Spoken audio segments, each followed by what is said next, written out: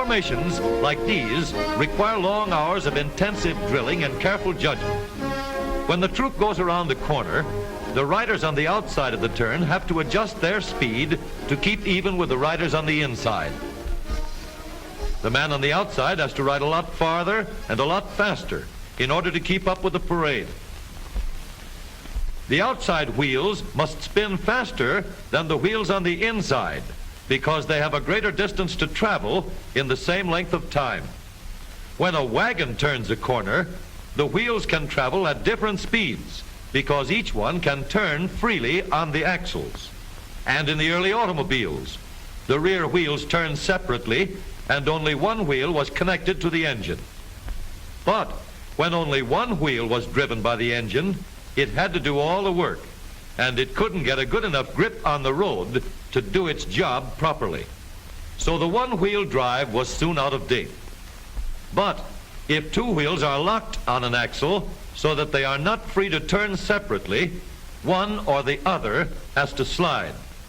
So engineers had to find a way to connect both rear wheels to the engine without sliding and slipping on turns.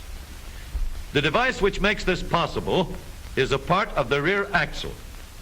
It is called the differential because it can drive the rear wheels at different speeds.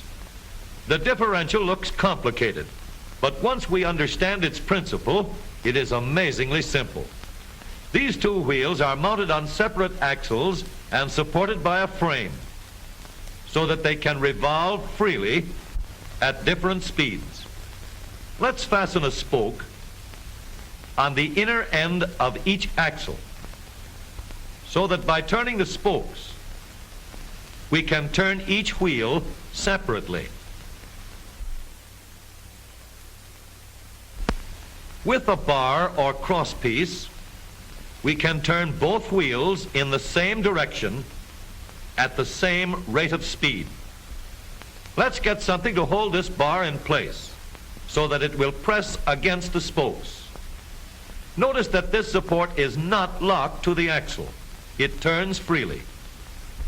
Now we can spin the wheels by rotating the support. This is fine as long as both wheels are able to turn at the same speed. But let's see what happens when we go around the corner. With this arrangement, we cannot drive one wheel faster than the other. And if we stop one wheel, the other wheel won't budge. Let's put this bar on a pivot so that it can swing in either direction.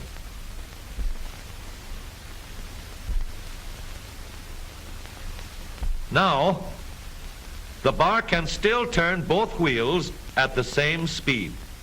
And because it pivots, it lets one wheel turn even when the other is stopped.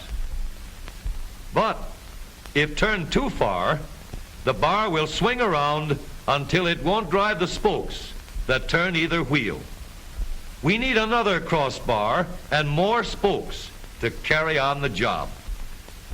When we stop one wheel, the crossbars will continue to push the spokes of the free wheel around. As long as both wheels are free to turn, the bars do not swing on their pivot and the wheels move at the same speed. Now we have the working principles of a differential. To adapt the model for use in an automobile, we will have to make a few changes. In order to reduce the jerky action caused by wide spaces between the spokes, we will put in more spokes. Further filling in the spaces between the spokes gives steadier, more continuous action, and changing the shape gives firm, constant contact. Now we can make the gears thicker and stronger, and we have differential gears. The edges are cut so that they will fit together more smoothly and silently, and another gear is added to share the work of driving the axles. The principle is the same. In order to turn the support and drive the wheels, we can fasten a large gear here, connected by a smaller gear to a source of power.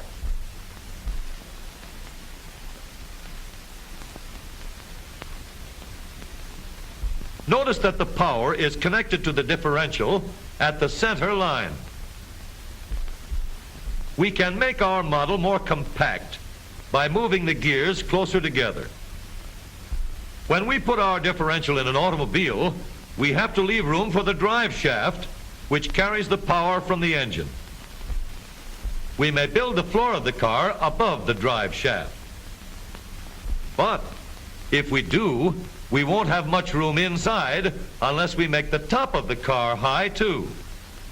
Of course, we could lower the floor and ceiling, but the drive shaft would be higher than the floor. This would have disadvantages.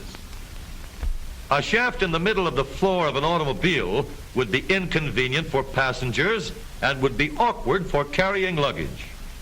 Today, engineers have found a way to make the car roomier and closer to the road without a clumsy shaft above the floor.